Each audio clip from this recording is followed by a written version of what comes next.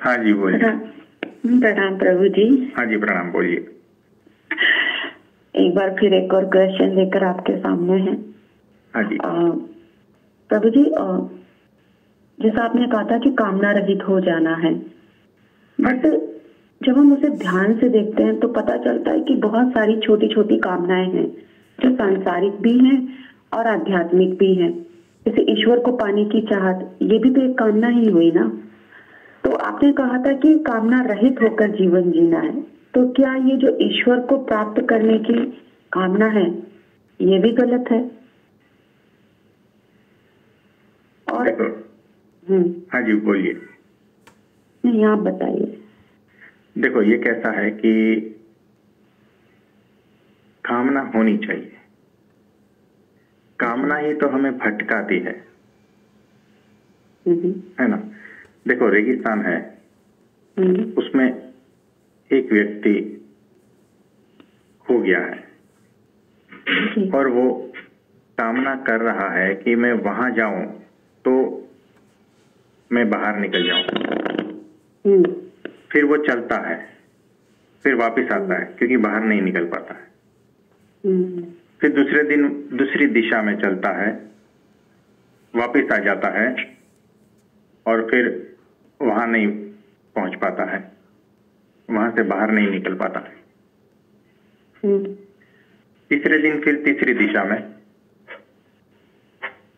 तो ऐसे अलग अलग दिशा में वो भटकता रहता है, लेकिन रहता वहीं का वहीं रेगिस्तान में ही, बाहर नहीं निकल पाता है जी।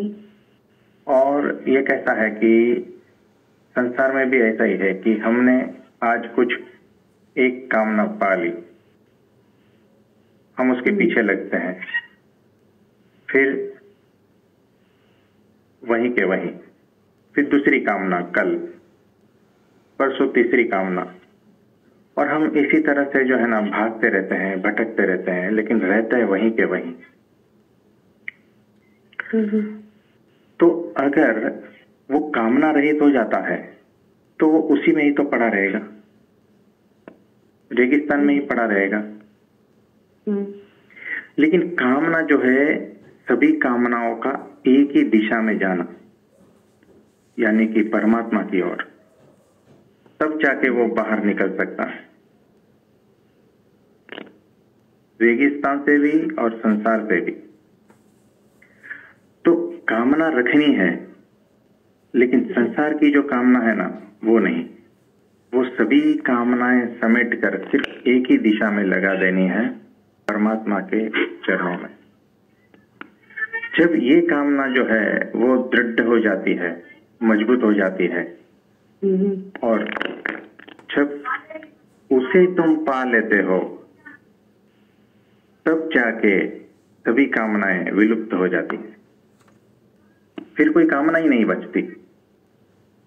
परंतु प्रभु जी, हाँ जी, गीता में तो श्री कृष्ण ने ये भी कहा है कि तुम मोक्ष प्राप्ति की इच्छा भी मत रखो, ये कामना भी तुम्हें बाध्य कर देगी। हाँ जी। तो जब आप पहुंच गए हैं, उसके बाद नहीं। अच्छा। अगर आप वहां पहुंच गए हैं और फिर भी आप कामनाएं किए जा रहे हैं, तो उससे बड़ा मूर्ख कौन होगा? जब मुझे दिल्ली से मुंबई आना है और मैं मुंबई पहुंच गया हूं, क्योंकि वो मेरी कामना थी मुंबई पहुंचना, तो तब तक तो ठीक है। फिर मैं मुंबई पहुंचने के बाद भी मैं वही कामना रखूंगा कि मुझे मुंबई पहुंचना है, मुझे मुंबई पहुंचना है, तो क्या कहोगे? ये तो अजीब सी मृग तृष्णा ही है जो कभी शांति नहीं हो रही है। हाँ। तो जब आप पहुंच गए हैं, जब आत्मस्थ हो चुके हैं, तब कोई कामना की जरूरत नहीं है जी। तो जो सब कामनाएं भटकाएगी, लेकिन सिर्फ एक ही जो कामना है ईश्वर प्राप्ति की, परमात्मा प्राप्ति की, वो कामना रखनी है। और वो कब तक रखनी है? जब तक पहुंच नहीं जाते। और जिस दिन पहुंच गए ना तो वो कामना भी अपने आप छूट ही जाएगी। ये दोनों घटना एक साथ में घटती है कि कामना का छूटना और तुम्हारा पहुंचना, या तो तुम्हारा पहुंचना और कामना का छूटना। तो ये दोनों घटना एक साथ ही घटती है उस बिंदु पर जाकर। तो ऐसा नहीं बोल सकते कि पहले कामना छूटी या पहले ईश्वर प्राप्ति हुई, ऐसा नहीं। तो जब वहां पहुंचेंगे तो सभी कामनाएं छूट जाएगी जी।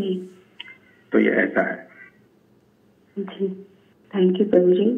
हाँ जी, हाँ जी।